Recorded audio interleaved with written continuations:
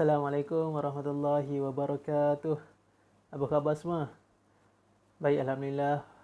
Kita sambung lagi kelas kita, pelajaran kita Pendidikan Islam tahun 4. Baik, pada kali ini, pada kelas kali ini kita masuk bab sirah. Bab sirah, tajuk yang ketiga, iaitu dakwah Nabi Muhammad sallallahu alaihi wasallam. Dakwah Nabi Muhammad sallallahu alaihi wasallam. Okey, baik, sebelum tu pernah dengar tak perkataan dakwah tu apa? Pernah tak dengar? Tak pernah. Pernah dengar kan? Pernah dengar tapi tak tahu. Biasanya macam tu lah. Okey, jom kita tengok apa maksud dakwah. Baik, dalam buku teks kita ada diterangkan maksud dakwah tu. Okey, dakwah ialah menyeru dan mengajak umat manusia untuk beriman dan taat kepada Allah Subhanahu wa taala serta kembali ke jalan yang benar. Apa maksud dakwah tadi? Menyeru dan mengajak umat manusia untuk beriman dan taat kepada Allah Subhanahu wa taala serta kembali ke jalan yang benar. Itu maksud dakwah. Maksudnya kita menyeru orang ataupun kita mengajak orang untuk kembali kepada Allah, untuk melakukan ketaatan kepada Allah. Itu dakwah lah tu. Itu dakwah. Okey. Nabi Muhammad sallallahu alaihi wasallam dulu, nabi kita dulu, selepas nabi dilantik menjadi nabi dan rasul, dilantik menjadi rasul, okey, nabi melakukan dakwah kepada kaum musyrikin pada waktu tu. Okey, kepada kaum musyrikin. Tapi pada awal-awal permulaan Islam tu, dakwah Nabi tak boleh diterima. Sebab benda baru. Nabi bawa satu benda baru dalam masyarakat Quraisy, masyarakat musyrikin Arab Jahiliyah pada waktu tu. Benda yang baru, benda yang tak pernah didengar sebelum ni. Apa dia? Bawa agama baru. Mereka semua dah menyembah berhala, menyembah patung dan sebagainya. Tiba-tiba Nabi Muhammad datang bagi tahu ada agama baru dan mengajak mereka untuk menyembah Allah. Agama yang benar. Itulah agama yang benar. Tapi apa yang Nabi dapat? Seruan Nabi itu dimarahi oleh penduduk tempatan, penduduk Mekah pada waktu tu. Jadi pada permulaan Islam pada waktu tu, Nabi berdakwah secara, kita kata, secara sembunyi-sembunyi dahulu. Maksudnya kepada ahli keluarga terdekat dahulu, kepada kaum kerabat baginda, kepada kaum keluarga baginda yang rapat-rapat dengan Nabi, yang Nabi rasa mereka ni yang boleh percaya apa yang Nabi cakap. Itu yang Nabi dahulukan dulu. Berapa lama? Selama 3 tahun. 3 tahun Nabi berdakwah secara diam-diam, secara sulit, secara sembunyi-sembunyi tu. Selama 3 tahun. Selepas tu barulah Nabi berdakwah secara terang-terangan. Barulah penentangan secara besar-besaran dibuat kepada Nabi sallallahu alaihi wasallam. Pada waktu tu Nabi dah ada beberapa, bersama dengan Nabi pada waktu tu dah ada beberapa orang Islam lah yang dah ada bersama. Walaupun tak ramai, walaupun sikit, tapi dah ada bersama. Berbanding dengan awal-awal dulu, Nabi satu orang je. Kan? Nabi satu orang je. Okey.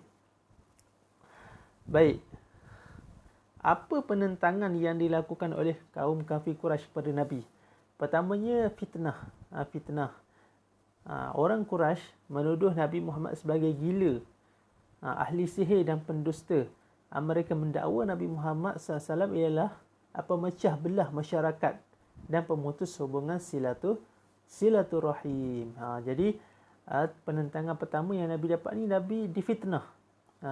Orang Arab kata Nabi ni gila dah, memecah belahkan masyarakat dan sebagainya. Ialah bawa benda baru. Nabi ni memutuskan hubungan silaturahim dan sebagainya. Jadi itu adalah penentangan pertama. Apa dia? Fitnah. Nabi dikatakan sebagai orang yang gila. Orang gila. Kita pun tak ada orang panggil kita gila kan. Nabi dulu kena panggil gila. Yang kedua adalah pemulauan. Nabi di pulau. Nabi dan orang-orang Islam pada waktu tu di pulau. Di pulau. Jadi orang Quraisy menghalang sebarang aktiviti berjual beli dan semua bentuk komunikasi dengan orang-orang Islam pada waktu tu, termasuk perkahwinan. Jadi tindakan itu menyebabkan orang muslimin, orang-orang Islam pada waktu tu mengalami kelaparan. Jadi nak membeli makanan tak boleh, nak beli barang tak boleh. Semua kena boikot, kena pulau. Orang-orang kafir ni pulau, orang-orang Islam pada waktu tu.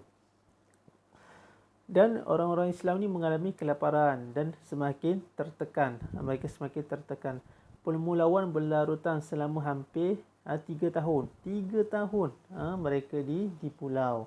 Bukan masa yang sekejap tu, bukan 3 hari, bukan 3 minggu. 3 tahun. 3 tahun. Baik. Yang ketiga, penyiksaan.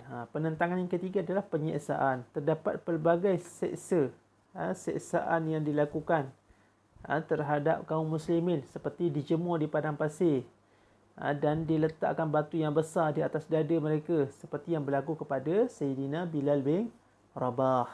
Sayyidina Bilal, muazzin Nabi SAW. Kita tahu masyhur cerita dia kan.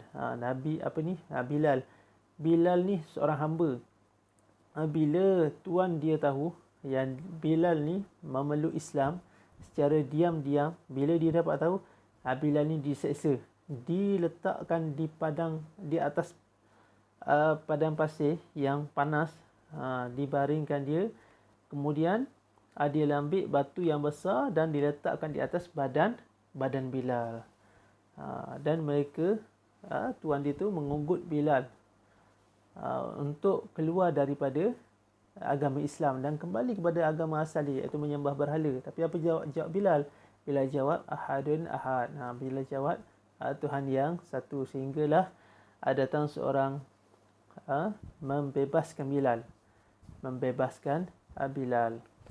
Kemudian penentangan yang keempat adalah pembunuhan. Ada juga dalam kalangan para sahabat Nabi sallallahu alaihi wasallam yang dibunuh dengan kejam, seperti Sayyidina Yasir dan Sayyidatina Sumayyah. Ini pun keluarga yang masyhur juga, terkenal juga di permulaan awal Islam dulu. Mereka adalah keluarga yang diseksa dengan teruk sekali. Sangat diseksa dengan sangat teruk. Mereka ada 3 beranak. Ayahnya bernama Yasir, ibunya bernama Sumayyah. Sumayyah ni. Anaknya nama Ammar. Jadi bila ayah dan ibunya tu diseksa, seksaan dia tu teruklah. Teruk. Okey, jadi bila Ammar melihat ibu dan ayahnya diseksa dengan begitu teruk sekali, dia tak mampu nak menanggung apa yang dia lihat tu. Akhirnya dia dalam keadaan terpaksa mengaku yang dia kembali kepada agama asalnya, kembali kepada agama kafir dia tu. Padahal dalam hati dia tak nak pun kembali kepada agama dia tu, tapi sebab dia nak selamatkan diri dia daripada diseksa sebegitu rupa, macam mana ibu dan ayahnya dibunuh dengan kejam oleh orang kafir kan. Jadi itu antara 4 penentangan yang dibuat oleh orang kafir selepas Nabi SAW menjalankan dakwah. Yang pertama fitnah, yang kedua pemulauan, yang ketiga penyiksaan, yang keempat pembunuhan. Okey, baik. Jadi apa akhlak Nabi dalam menghadapi penentangan orang Quraisy ni? Macam mana akhlak Nabi? Macam mana tindak balas Nabi? Pertama, Nabi bersabar. Nabi bersabar. Nabi Muhammad SAW sentiasa bersabar dengan ujian dan cabaran yang baginda hadapi, yang orang Islam hadapi. Keduanya bergantung harap kepada Allah Subhanahu wa taala. Nabi tak pernah berputus asa dalam menjalankan dakwah Islam tu, menyebarkan Islam. Nabi tak pernah putus asa, walaupun ditentang banyak kali, disekat, dihalau, dibaling dengan batu dan sebagainya. Nabi tak putus asa. Nabi tetap juga menjalankan kerja dakwahnya sehingga Islam tersebar. Yang ketiga, prihatin. Nabi SAW mengutamakan kaum keluarga dalam berdakwah. Nabi sentiasa mengamalkan budaya nasihat menasihati dalam keluarga. Ini prihatin. Nabi dengan keluarga dia, dia sangat menjagalah. Sangat menjaga.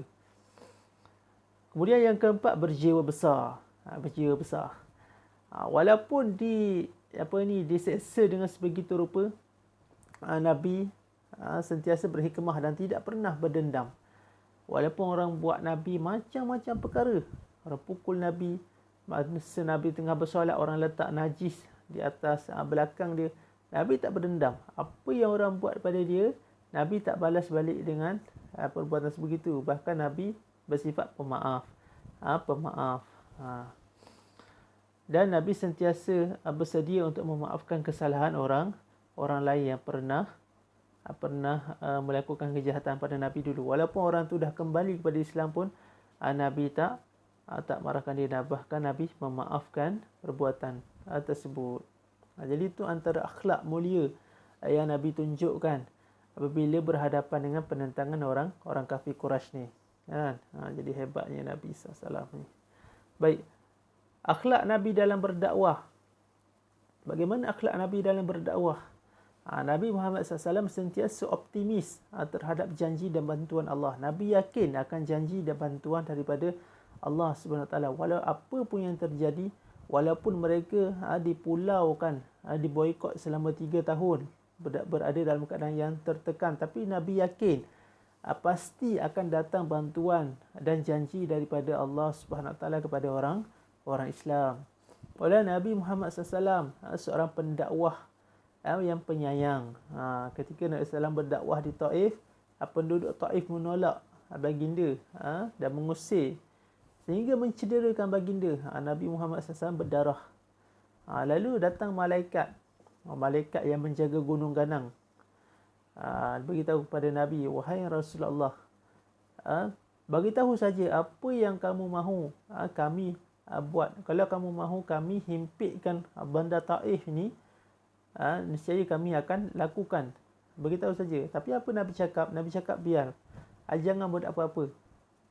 Aku harap satu hari nanti akan lahir daripada anak cucu mereka orang yang memperjuangkan Islam. Kan?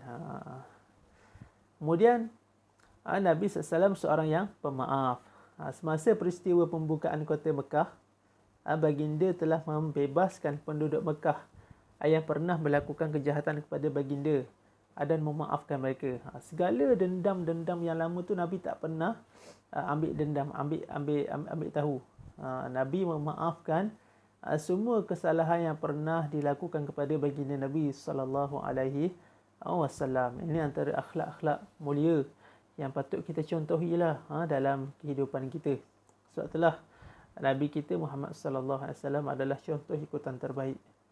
Contoh ikutan terbaik. Takkan ada lagi manusia walaupun selepas ni berapa ribu orang yang akan lahir, takkan ada lagi manusia yang sama seperti mana akhlak Nabi sallallahu alaihi wasallam.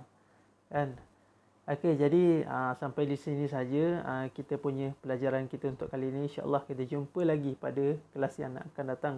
Jangan lupa jawab soalan yang Ustaz bagi nanti. Sekian, Assalamualaikum warahmatullahi wabarakatuh.